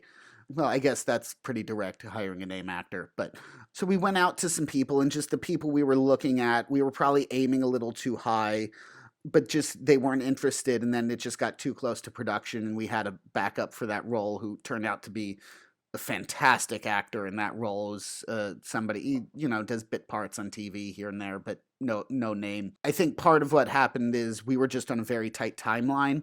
By the time we knew we had money for cast, we didn't have enough time to get the cast we needed. I guess I'm curious what Glenn said, because very often when I talk to filmmakers, I say, when you make horror, you don't necessarily need cast because you have horror on your side. Did you console yourself with that argument, or? 100%. And that's almost word for word what Glenn said when I talked to him and was like, oh, I'm really worried about this big investment that's being made and we don't have a name. And he was like, yeah, it might be nice to have a B or C person, but it's horror. You're on a low budget. Of all the places you can be without a name actor, this is pretty, it's film, but it's pretty safe for film, which is still a huge risk, but...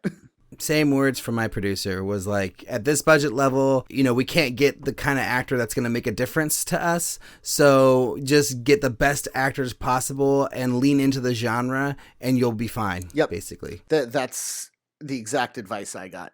Yeah, lots of other filmmakers who'd been on the show had given me that same advice. Like, Brett and Drew Pierce said the same thing. The Just Shoot It guys gave me that same advice. Like, pretty much most people I talked to were like, Lisa Donato, who has been on the show before, she had made over $1 million movie, and they couldn't get any notable cast, with over $1 million and making offers. She was like, if I couldn't get it done with time and a budget, and you have no time and no budget, like there's no way you're gonna be able to get anybody. So just make peace with that now and get the best actors you can. The thing that I had been told that in addition to just for the investment return on the movie that I wanted to name, was somebody early on in the process. I was talking to them about, me and my career and what I want out of this, was saying that, you don't need a name. Directing a feature is great. But if you can say, oh, I directed that actor,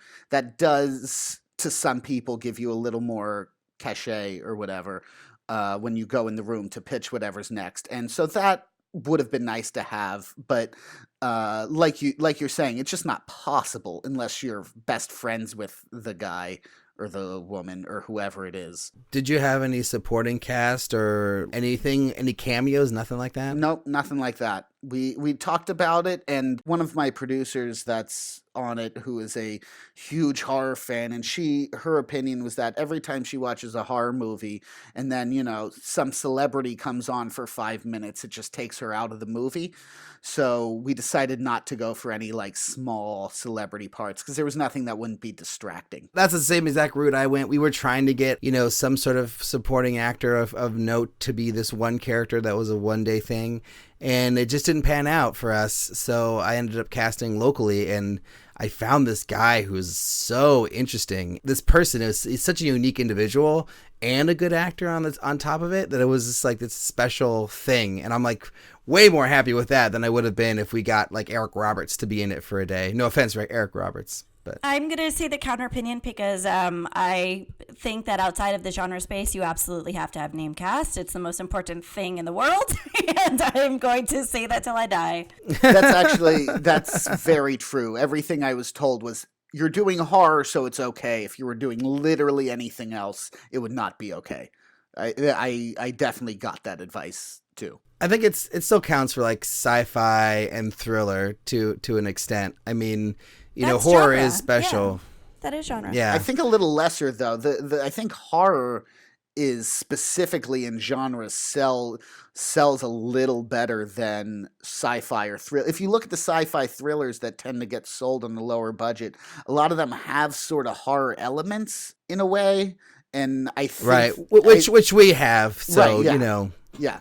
Yeah. But certainly once you're out of genre entirely, then you absolutely need a cast unless you're, making a movie for 10 grand with your buddies in your house, which is great, but it's not going to sell in the same way. Yeah, I mean, no, I'm not trying to say I never want to work with known actors. Please, of course. Yeah, yes, please, all of SAG them. And fancy call actors, us both, of course. Please.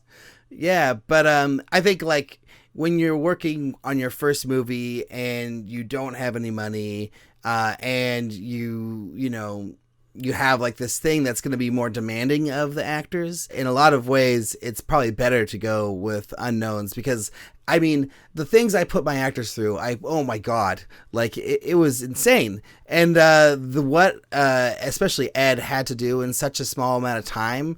If he hadn't had the free rehearsal time that he gave us and the prep that he gave us without, asking for days on those, I don't know how he would have done it. Because, like, if you're going to go with a SAG actor who's coming from Los Angeles to be in your movie, like, they're going to come the day before and then it's going to be jumping right in. And we had stunts, we had fight sequences, we had visual effects things, we had live casting we had to do. It's just like, it would have been so much more difficult to do it with somebody who wasn't giving themselves to the movie the way that my actors were. So that was sort of one of the reasons why I ended up doing that, because I just thought that it would be better for the movie in the end. And I think it ended up being that way, because I couldn't imagine, like, this one guy that I met with who's in TV in a big name show, like, he was great and we had a really great conversation and I think he would have been awesome in the role. But the things that I asked of Ed, if I asked them of him, no way. I just don't think it would have happened.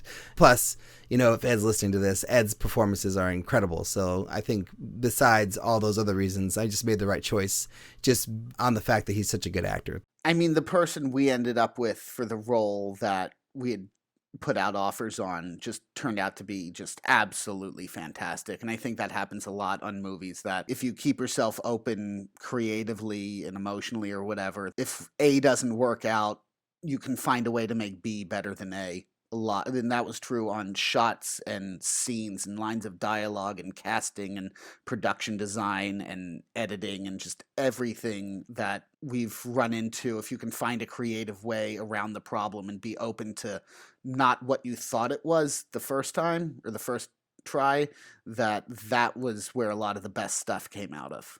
The last sort of thing I want to talk about briefly was what's your plans with the movie now? Like, are you targeting certain film festivals? Do you already have a sales agent that you're working with? What's your strategy?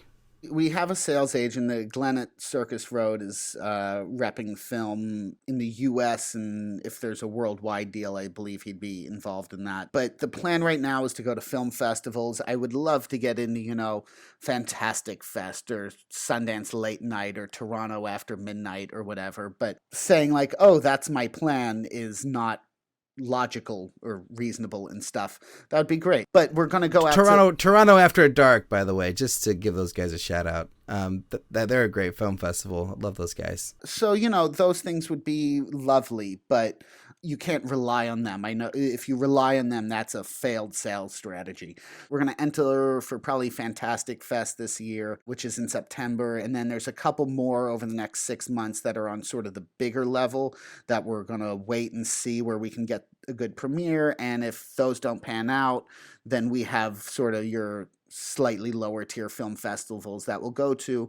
And during this whole process, our sales agent will be talking to distributors and aggregators or whoever is looking to buy stuff. And if we get a good offer before we get into festivals, we'll go with that. Are you going to do South by Southwest for next year, or are you going to skip that one? Well, I don't know when the deadline is but that was certainly on the list. I've forgotten the South by Southwest. They wanted to look at something in Europe that I don't remember. So there's one in Canada that's fantastic, Fantasia, which is on our radar as well. And those guys, Brett and Drew, who were on the show, they got into Fantasia, and then they got into Toronto After Dark after that. Stygius is a one, or Stygius, yes, in Spain. That's the one. Stitches. That's a huge one. Stitches. Damn it. No, I always get it wrong. Sitges, I believe. Yeah, I think that's it. Yeah. But yeah, that's a really big one for genre. That's awesome. That's a great plan. Oh, and then Shriek Fest and Scream Fest in Los Angeles. Fest, what's it called? Those are good There's ones. one in Salt Lake City that whose name is escaping me. It's not Fantastic Fest, but there's something in Salt Lake City that I'm not remembering right now. Okay, I don't think I know that one. But yeah, so that's sort of where we're looking. Then we'll see where we end up. There's a ton of places that horror goes now. Everything from, Netflix has a huge horror library. There's Shudder. There's, and there's other streaming things that are picking stuff up. And then, there's your more traditional, maybe a couple of small theaters here and there, and then, go VOD or whatever. And we'll see what we end up with. I've not been too involved with that over the last couple months because we've been in production, but those conversations have been going on without me for a couple of weeks at least. There's like two approaches I see, right? Like you could do, like if your movie's done in the summer, you just jump right into like all the or the late spring, I guess. But if you jump into like the film festivals like Fantastic Fest, Fantasia, and Scream Fest and Shriek Fest and all those genre ones that are all happening like late summer, early fall, right? Or you wait until later in the fall or like the summer to submit to like, TIFF and Sundance and South by Southwest for next year and Tribeca and like try to go for a higher level premiere. It's like depending on the movie you're making and like what you think the quality level is will determine if that's the right move or not, That's where we're at. We're going to see what kind of reactions we get once we really start screening a more complete product and see. Like, I know it's good. I'm happy with it, but is it, let's try for Sundance good? We'll see.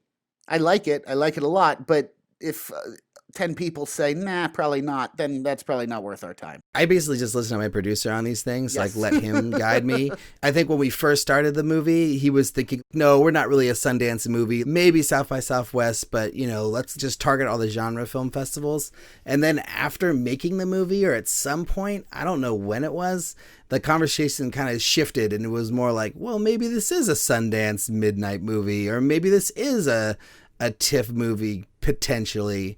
I don't know why that conversation changed in that way. But yeah, so that's sort of where we're at right now. But I mean, when the first rough cut's done and we're looking at some of the visual effects, maybe the conversation will flip the other direction. But we basically just don't want to rush it, you know? We don't want to like hit a Fantasia deadline of April or March if the movie's just not going to be ready by then, you know? You don't want to rush your movies. I mean, I say this as somebody, I did submissions for a film festival for 2 years. And yeah, film festivals will look at stuff that's unfinished, but unless it's, you know, The Godfather, but missing like a couple of seconds of music, it's not going to sell to the view. The person watching it isn't going to see what the finished product should look like.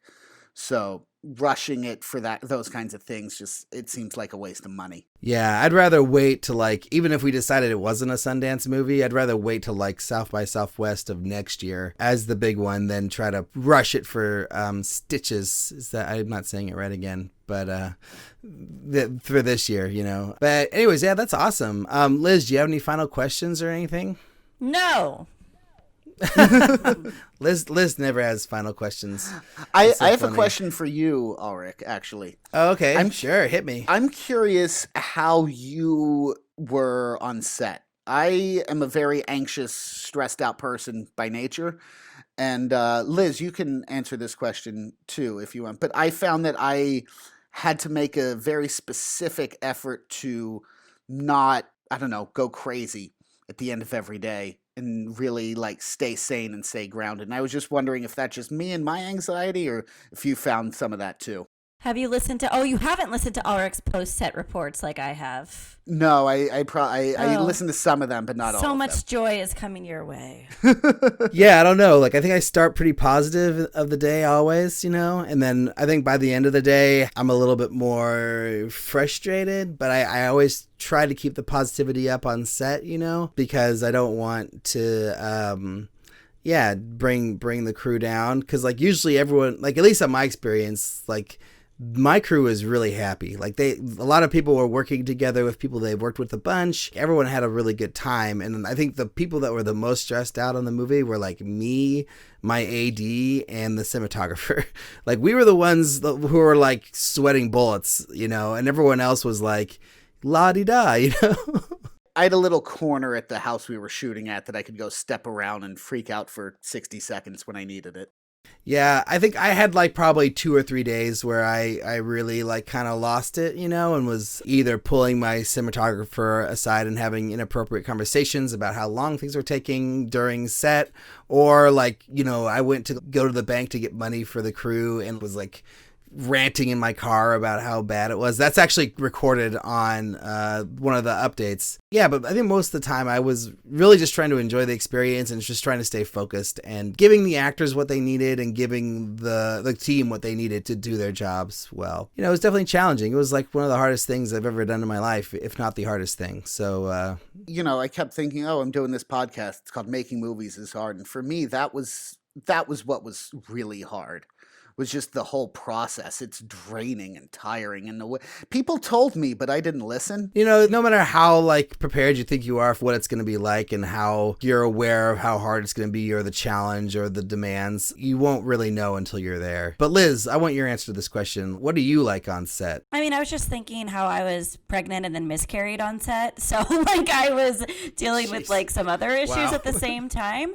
But I found, and I mentioned this on our show before, that listening to Van Halen in the morning and then, you know, not letting anyone see what a horrible time you're having are the two ways to get through the day. Is, you know, like only Sean, my partner, saw all of the cracks through the veneer, I would say, but then Van Halen really got me through. So yeah, I mean, I think that's important to like to say, like, no matter how hard it is for you, like trying not to show that strain to the crew and the cast is really important. Absolutely. That was a struggle, but it's a worthwhile one. And Van Halen. Why does no one ever follow up with the Van Halen comment? It's always like silence. I love Van Halen, by the way. I listen to Van Halen probably on a daily basis. So to me, it's like, yeah, of course, Van Halen. I get it, you know. I had at least 2 Van Halen songs on the playlist I would listen to on the mornings I was like taking an Uber to set because I was too tired. So right. So my throwaway comment, it's like everyone relies on Van Halen to get through a film shoot. This is the secret. Yeah, rock and roll has definitely helped me in a big way. Because I was recording my logs on my drive to set every morning, so I was usually talking, but then I would oftentimes try to have at least, one or two songs before the log or one or two songs after the log to just sort of get out. But I'm a random person, so I usually would shuffle through whatever randomly would pop up, and I'd find something that fit my mood. Anyways, this has been great. Reed, any last things you want to say? Last thoughts on Bloodborne that you want to express to the world? Well, I had a blast making it. It was the hardest thing I've ever done, and that will be true for, I think, the next 2.5 months at this point. But it's been a fantastic experience, and I'm very lucky that I was able to do something I've been talking about doing since I was a kid. Just remembering how many people are trying to do this and how lucky we are that we have found a way to get to do it. And I hope to God I get to do it again. But if I don't, it was really cool. It was really cool. That's really a nice way to put it. I mean, yeah, I feel the same way, basically. It was a dream to do something that I've been trying to do for so long, and I really hope I get the chance to do it again one day. Thank you so much for having me. It was great to talk to you. Absolutely. And then before we wrap up, where should people go if they want to learn more about you and Bloodborne? Instagram at Bloodborne Movie. For the movie, my Instagram, which I rarely post on, but is basically all movie related, is reed.jargon. And then at Bloodborne Movie on Facebook, which is basically just most of the stuff from Instagram. Yeah, we should be having some more material going up over the next few months. And yeah. Thanks for listening, and thanks to Reed for being on the fabulous show. We already heard where we can find his work, so thank you for sharing that, Reed. You can check out our website, makingmoviesishard.com, where you can find links to the things we talked about, including hopefully, pictures of my flat tire. If you want to get in contact with us, send an email to podcast@makingmoviesishard.com. Find us on Twitter, Facebook, Instagram at MMIH Podcast. I'm at Liz Manish on Twitter and Instagram, even though it's private. And Alrik, where can you be found? I am Alrik B on Twitter and Instagram, and you can find me on Facebook. I'm pretty active there. Alternate Film on Instagram and Facebook. Amazing. Quick reminder to check out our Patreon page. If you like the show, leave a review on iTunes or Stitcher. Reach out via email. Come bug us. And thank you for listening. Yes, thank you, Ray. Thank you, Reed, for being on the show, man. I'll take it. It's been great. Oh my God. All right, guys. Talk to you guys next week. All right, well, thanks for listening. Thanks to Reed Shusterman and Jon Synder for being on the show. Check out our website, makingmoviesishard.com, where you can find links to all the things we talked about on this episode. If you want to get in contact with us, send an email to podcast@makingmoviesishard.com. Find us on Twitter, Facebook, Instagram at MMIH Podcast. I am Liz Manischel on Twitter and Liz Manischel Film on Instagram. And Alrik, where are you? I am Alrik B on Twitter and Instagram, and just Alrik Brissell on Facebook, and I'll respond to everybody who reaches out to me. It's true, I've seen it. If you like the show, tell a friend, help us get the word out. And finally, thanks to our producers, Greg Holtzman, Joshua Sterling Bragg, editor Colby Crow, the entire Bloodstream Media team for making this episode possible, and we will talk to y'all next week.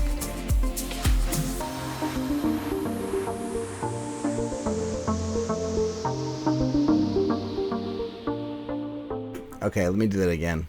Sorry, Colby. Get used to this.